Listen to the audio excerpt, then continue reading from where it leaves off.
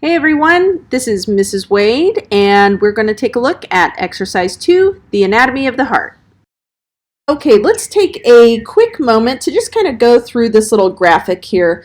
And I think it's really beneficial to prime your brain with this basic overview of the heart so that when you go to look at the pictures and then when you come to lab and you're looking at the models, just all of these parts that you have to know make a whole lot more sense. So let's start by looking at these chambers.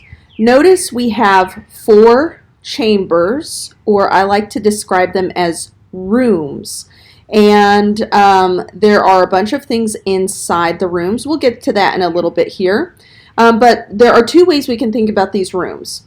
There is a superior pair called the atria, which is plural for atrium, and then there is an inferior pair called the ventricles. Now notice we also have some colors here. The right side of the heart will be color-coded blue, and that refers to the oxygenation levels of the blood that is on that side of the heart.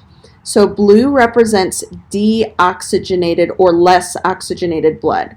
Whereas on the left side of the heart, okay, it's red, and that represents oxygenated blood. Here in the middle, these are not actually chambers, but this is going to be a wall that separates the right side from the left side. And so the wall that separates the 2 atria is called the interatrial septum. So a septum is simply something that divides. If you remember from A&P 1, we had the nasal septum. And let's break down this word real fast. Inter means in between. Atrial refers to the atria. So this is the divider in between the atria. And so when we go down here, we have the interventricular septum. So the way that we can translate that is the divider in between the ventricles. So I always recommend, I know it's easy to kind of get overwhelmed with long or big words like interventricular septum, but if we just take a moment to kind of slow down and break the pieces of the word up into smaller chunks, you are much more likely to understand that, and that term won't seem so scary. So now that we've gone over the basics of how this graphic is laid out, whenever you're having to locate things, especially in the lab, I want you to come back to this because these terms here are associated with the specific chamber in which they reside. So it's a really nice tool to help you out when you're not quite sure where a structure is. So now let's go over these terms right here. We'll start with the external features. Remember, external means it'll be on the kind of the outside of the heart. This ligamentum arteriosum is a very interesting structure, and that's going to be this little thing right here. And I want you to make note of that, or I don't know, maybe just put a little note here that we will see this in the fetal development chapter, our last class with each other. And I love to draw students' attention back to this because right now maybe this little thing doesn't make much sense, but it's really cool to connect the dots at the end of the semester. And then here you'll see that we have 3 sulci, or that's plural for the singular term sulcus, and hopefully this term sounds familiar to you from A&P 1 when we were looking at the nervous system. So again, what I always recommend students do is just slow it down and kind of break the word apart so that you can visualize where this is. So the anterior interventricular sulcus. Okay, we know we expect to find that on the front side of the heart, in between the ventricles. And what is a sulcus? Well, it is a groove. Okay, so that groove, and we can't really see it on this view because this is cut open, but when you have a view of a whole heart, it is going to be the groove that is going to run essentially down the middle of the front side of the heart. So then where do you think the posterior interventricular sulcus will be? Well, yeah, all we'd have to do is just flip the heart around and it would be on the posterior side. Here we have the right and left coronary sulcus. This is a groove that is going to run around the circumference of the heart, and we do see it on the anterior and posterior side, and this essentially creates a groove between the atria and the ventricles. And then over here we have the layers of the heart wall. And so cardium refers to the root word cardia, which is heart. And so really what we want to do is we want to focus on these prefixes here.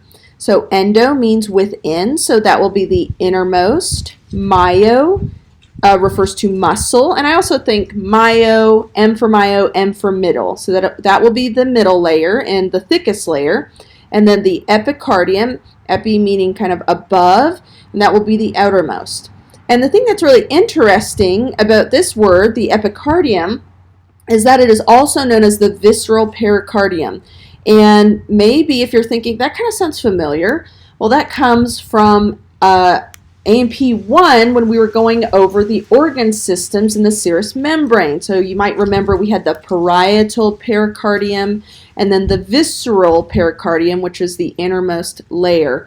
And so here, once we kind of graduate to A&P2, we let you know, hey, that visceral pericardium actually has another name, and it's the surface of the heart, and so we call it the epicardium.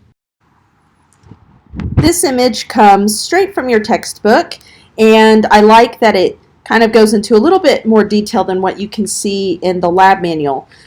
So here you notice we have a coronal view. There's this little box, and we're going to zoom in. And so this thin outermost layer is the epicardium, or the visceral layer of the serous pericardium. And then right here in the middle, M for myocardium, M for middle, and M also for muscle. That might help you remember that. And then the innermost layer, okay, it will be the endocardium. Remember, endo meaning within. All right, so let's go through these questions right here. So number one, what is the function of the nodes? Well, first of all, we have to know what the nodes are. And when we look up here, we see, okay, these two terms have the word node in it, sinoatrial and atrioventricular. These are located within the right atrium. So if we were to go over here, and you see these two little collections here, that's how the illustrator represented them. This one up here would be the sinoatrial node, and this would be the atrioventricular node. And what they do, so what is the function, is that they initiate and conduct electrical signals. Again, they initiate and conduct electrical signals. Essentially what that means is that they start the action potentials of the heart that will initially cause the heart to beat. For number two, which one is called the heart's pacemaker? That would be the sinoatrial node. Okay, so now let's look at question number three. Does the left ventricle have a moderator band? And if you'd like to get the very quick answer, use that technique I mentioned just a little bit ago about just looking at the terms here. Find that term moderator band. Okay, we see it right here. There's one within the right ventricle. Do we have one listed over here? We do not. So the quick answer is no, but what is the moderator band? Let's look at this image right over here. Now we're looking at the right side of the heart cut open. This is the right atrium, the right ventricle, and this structure right here is the moderator band. On this image we're looking at the left side, the left atrium, left ventricle. We see we do not have that structure. So let me show you another picture from the textbook that really explains what that structure is. Okay, this image comes from your textbook, and it shows the conduction system, meaning the pathway of the electrical signals that travel through the heart. So here is that SA node, the sinoatrial node. Again, that's the pacemaker. And then here is the AV node, or the atrioventricular node. It's going to take the signal from the atria down into the ventricles. And so as that signal goes down, you have these AV bundles, and then you'll have a right AV bundle and a left AV bundle, and then those branch out into the ventricles called Purkinje fibers.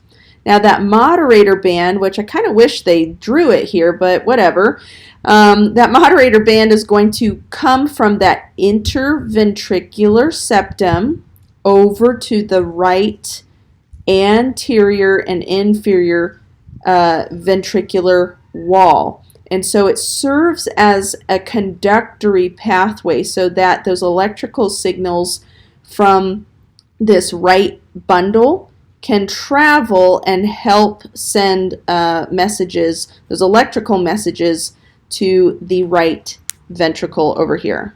All right, so now let's look at question number 4.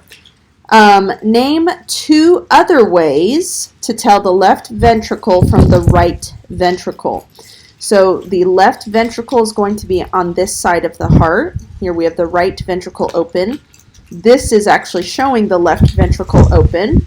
So the 2 other ways is, notice that this is an anterior view of the heart. And so in situ, or as it exists in the body, the apex, or the pointy tip of the heart, is going to point leftwards. So that is one way, especially when you are looking at a whole uncut heart, how you can tell whether you're looking at the anterior or posterior sides, in addition to these large vessels up here.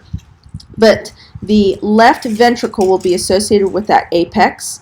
And then another thing is that the myocardium, remember that middle muscular layer, is going to be much thicker. In fact, it's about 3 times thicker within the left ventricle than it is in the right ventricle. So here again, just very quickly, I like this image a lot from your textbook. The left side is over here, and the reason why we know it's the left side, other than it says left ventricle over here, is because it is associated with the tip or the apex, and that myocardium is nice and thick. This is a very good testing strategy, especially when you're looking at our pig heart specimens. A lot of students say, how do I know which part I'm looking at? Well, I always say start by looking at the myocardium. If it's nice and thick like this, you know for a fact you're looking at that left ventricle, and that's a really great starting point. Okay, so now let's look at questions 5 and 6, and these refer to the valves. There are 4 valves. 2 of them have these quote-unquote strings, and 2 do not. And how I like to describe the valves is that they are the doors in between the rooms. So remember, I referred to these chambers as rooms. Well, you can't go from one room to another without going through a door, or going through a hallway, such as a blood vessel, without going through a door. So let me pull up another image that really clearly shows the difference between these 2 sets of valves. Here we have that nice coronal image again, right atrium, right ventricle, left atrium, left ventricle. So the 2 valves that have those strings, which are called chordae tendineae, or maybe the easier term for you to memorize and spell correctly will be tendinous cords. That's what these are right here. Those are called the AV valves, or the atrioventricular valves. And I think that makes sense because it connects an atrium to a ventricle. And of course, we need to remember our rights and lefts. So this is the right atrioventricular valve. This is the left atrioventricular valve. And the other names that we have for them are descriptive of how many of these little leaflets we have. So the right AV valve is also called the tricuspid valve, and the left AV valve is called the bicuspid valve because there are 2 main leaflets. You see 1, 2, 3, 1, 2. So a way that you can remember that is that you try before you buy. Tricuspid on the right, bicuspid on the left. Again, here we have those tendinous cords, and those little leaflets for the valve are going to attach via these tendinous cords to these little structures called papillary muscles. If you've ever heard that saying, oh, you're tugging on my heartstrings, well, that's where that comes from, these little stringy things right here. The other two valves we have, these are the ones without strings. Those are called the semi-lunar valves. So think semi means partial, lunar refers to moon shape, and these little cusps kind of look like little moons. And the other part of naming a semi-lunar valve is identifying the vessel that blood will travel into. So right here we have the pulmonary semi-lunar valve, and the reason why we can make sense of that is because when blood leaves the right ventricle, it will go through the pulmonary semi-lunar valves. And what does pulmon mean? Well, it means air, which means that this blood is going to head towards the lungs, which are out here. So that's why this is called the pulmonary semi-lunar valve, because that blood is going to go into the pulmonary trunk, which is the name of this vessel right here. Over here, again, remember that this is the left ventricle. We have the aortic semi-lunar valve, which means that when blood leaves the aorta, the left ventricle, it will go through the aortic semi-lunar valve into the aorta. Now this part is probably, this valve is probably the hardest one to visualize. Even in the labs, you really have to kind of turn the models upside down to be able to visualize this well. And it's because this little pathway is going to go behind or posterior to all of this. So kind of think of this going behind, and then that's how it connects to the aorta. We specifically call this section the ascending aorta. And then finally we have question number 7. What structures rest in the sulci? So remember up here I was explaining what those sulci are.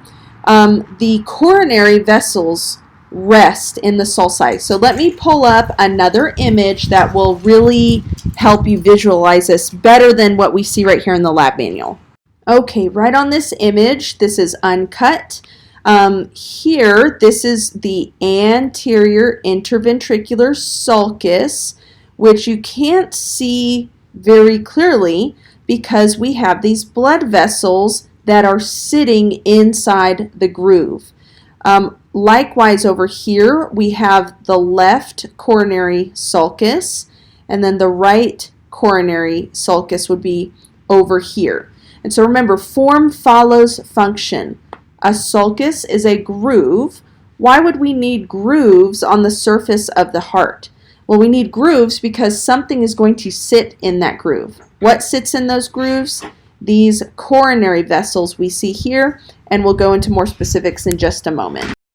All right, now let's look at this page that contains the major blood vessels. You'll note that we still have that little schematic here. The right side has less oxygenated blood. The left side has oxygenated blood. And here we have the atria and the ventricles. Pay extra attention to these words here because these words will help you when you are trying to figure out the blood trace or cardiac blood flow. Now I've got this image right here for you, and this came straight from the textbook, so I won't go through every single one of these right here because you can look at them, but I do want to go over these questions with you. So let's look at number 1. Arteries carry blood away from the heart toward other parts, and so those other parts could be other tissues, other organs, just anywhere that is away from the heart. So I think arteries carry blood A for away.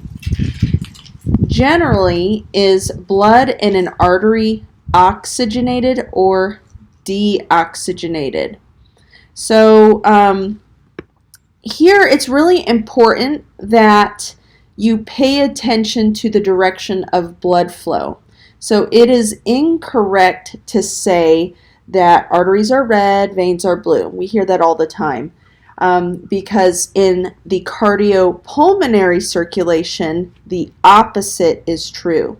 So for instance, when blood comes out of the right ventricle, it will go through that pulmonary semilunar valve into the pulmonary trunk, and then from there it will go into the pulmonary arteries. Okay, so remember, it's an artery because blood is going A4 away from the heart, and then this is going eventually to the lungs.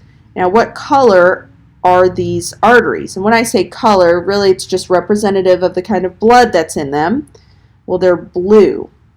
But for anything outside of cardiopulmonary circulation, generally speaking, arteries will carry oxygenated blood.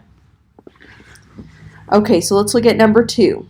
Veins, therefore, carry blood towards the heart. So no matter what color they are, it's all about the blood flow.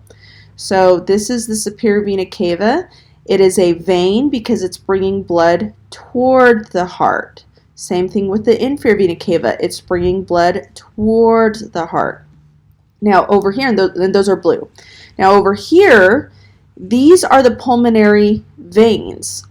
And these come from the lungs. And so they're bringing oxygenated blood back to the heart, specifically into the left atrium. But notice, what color are they? They're red. So this is why I really don't want you to memorize the whole arteries are red, veins are blue thing, because that, even though that's generally the case, that really messes you up when you get into cardiopulmonary circulation, which is what we're going to be dealing a lot with.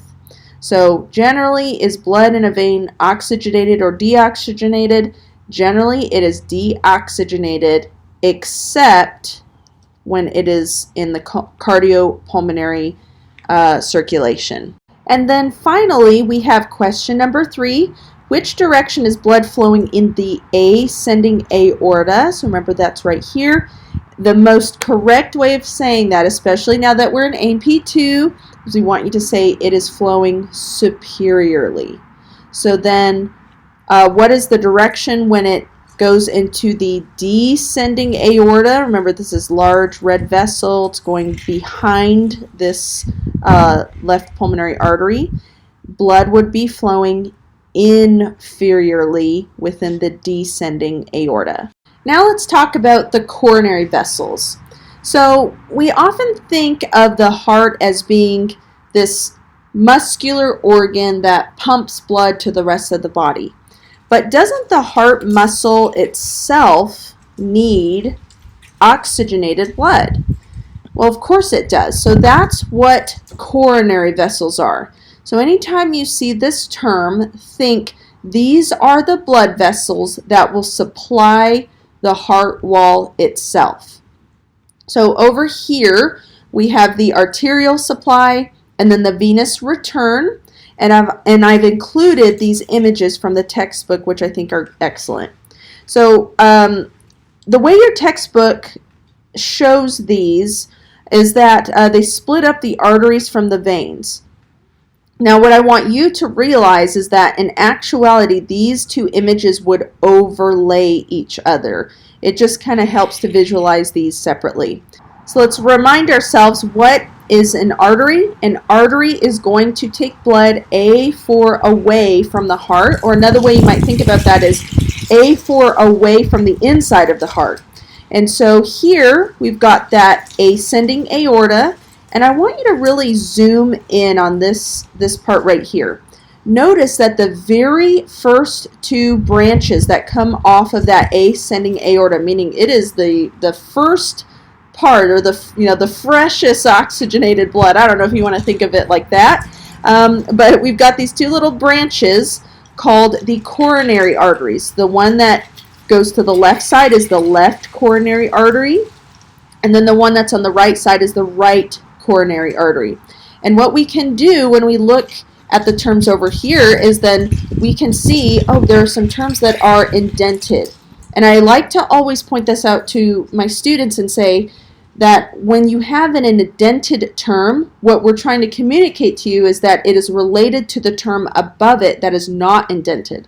So if we were to look at the right coronary artery, before we ever look at a visual image, we can look at these terms here and say, okay, well, these are related some way and somehow to the right coronary artery. So let's go over here.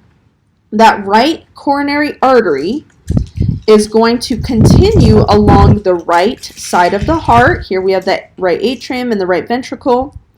And when it comes to this portion right here, we call that little branch the right marginal artery. Okay, there are lots of branches, but you only need to know the ones that we have listed in your lab manual. So here we have the right marginal artery. When that vessel continues along the posterior side of the heart, or the back side, that's what it means when the color is faded. It means that it's on the back side of the structure. We call that the posterior interventricular artery. So again, remember, posterior, the backside, interventricular, in between the ventricles, and it's an artery that tells us the direction of the blood flow. Now let's go to the left coronary artery. So again, that's on the left side. Here, when it branches inferiorly like this, it turns into the anterior interventricular artery.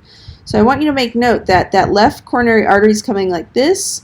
We come to a fork in the road, meaning it splits off. And anytime you see that splitting off, that is a little visual cue to you to let you know that, hey, this is about to change names more than likely. So here we see that that changes to the anterior interventricular artery. In the clinical world, we also call this the left anterior descending artery. And it also has a really nasty nickname called the widowmaker, because if this vessel becomes occluded, it means that this left ventricle is not receiving the oxygenated blood it needs to in order to contract. And you can see how that could be very devastating. So people who are suffering from a heart attack, a STEMI, ST elevation myocardial infarction in particular, that's what that means if you've ever heard of that. And those patients need to go to the cath lab immediately and get immediate care so that the cardiologist can open this vessel back up so that left ventricle can receive the oxygen. Because remember, blood from here is getting squirted into the aorta, and that aorta is what delivers that oxygenated blood to the rest of the body. So that's why that's super important. Okay, so if we were to follow the other branching off the left coronary artery, that would turn into the circumflex artery. And I kind of like to think that circumflex kind of sounds like circumference, and the circumference goes around something, so that this is going to go around the left side of the heart. Let's now talk about the venous return from the heart tissue. So the way these blood vessels work is that this artery is going to deliver the oxygenated blood to this region. They'll meet up at a capillary bed. So remember, capillaries are the tiniest vessels we have in the body, and that's where we'll have that gas exchange occur, where the oxygenated blood will leave and go to the tissues, and then the deoxygenated blood will go into the veins in order to return that blood back to the heart so it can go through the lungs to become oxygenated again. So remember how I said earlier that these two overlay each other? Well, let's think about this. This anterior interventricular artery, or left anterior descending artery, is going to lie next to the great cardiac vein. So whereas this anterior interventricular artery is delivering the oxygenated blood to the left ventricle, the great cardiac vein is what is taking the deoxygenated blood from this area, and it will start to bring it back to this large structure called the coronary sinus. This is on the posterior side of the heart. And all of the major vessels, the veins on the external surface of the heart, are going to converge to this coronary sinus, and I'll come back to that in just a moment. So you can kind of pair up the artery with the vein, and that also might make it a little bit easier for you to study. So when we look here at the right marginal artery, okay, so the right marginal artery is the major vessel that's going to deliver oxygenated blood to the right ventricle. And so what is the vein that kind of matches up with it? Just look down here. That is the small cardiac vein. Okay, so I think great, meaning the big one. This one's small. And then on the posterior side, that posterior interventricular artery, that lines up with the middle cardiac vein. So another way you can think of this is we have big, we have small, and then right here in the middle is the middle cardiac vein, and that is on the posterior side. Again, all of this deoxygenated blood is going to travel to the back side of the heart where that coronary sinus is, and then see this little opening right here? That dumps all of the deoxygenated blood back into the right atrium. So that's how all of the deoxygenated blood from the surface or from the heart muscle gets back into the heart so that it can become oxygenated again. Here on this page, we just have two views of the whole uncut heart. So this is the anterior, this is the posterior. You're welcome to label those terms that I just went over on these images if that helps you. And I recommend that you do that. And then over here, this heart model checklist, this is something that you won't use until we get to lab. These are basically all the terms that you'll be responsible for knowing for quiz purposes. Here for Objective 2, these contain all of the terms that you will be responsible for knowing that are associated with our pig heart specimens. Again, this is something that you won't be able to see in lab, but I also made a video over this on my Anatomy Gal YouTube channel. So if you would like to preview that, or if you just want to look at it and know where it is for studying purposes, for preparation for the practical, you are certainly welcome to do. This is just a continuation of what we saw on the previous page, and then this page corresponds with a specimen that you will be able to view in lab. And finally, let's talk about the trace assignment. So you need to be able to understand the direction of blood flow throughout the heart. And so that's what this exercise right here, and it relates to the trace assignment. And so those trace assignments, which can be found on Canvas, are going to test your ability to follow the order of blood flow throughout the heart. And so that's what this assignment is, but these trace assignments in general throughout the entire semester will have you following or tracing the flow, whether it's blood or air or even food or urine or fluid, through whatever structures we're studying that week. And so yes, I made a video over this as well. This is tailored for TJC students, and I made it to help you guys with this assignment because I know it's really challenging at first when you're getting used to everything. So you are welcome to use that if you would like. Here we tell you that the assignment is worth 10 points. Once you go in, you will see the starting point and the end point. And if there are multiple pages, you only need to worry about putting those terms on that page in order. Pay attention to the bottom of it because you might need to hit the right arrow in order to complete all of the terms, and that's probably the most common reason why we may see students not getting full credit on that. So with that, I hope this helped you out a lot, filling in your lab manual in preparation for the heart. This is a really fun and an exciting chapter, and we'll see you in class.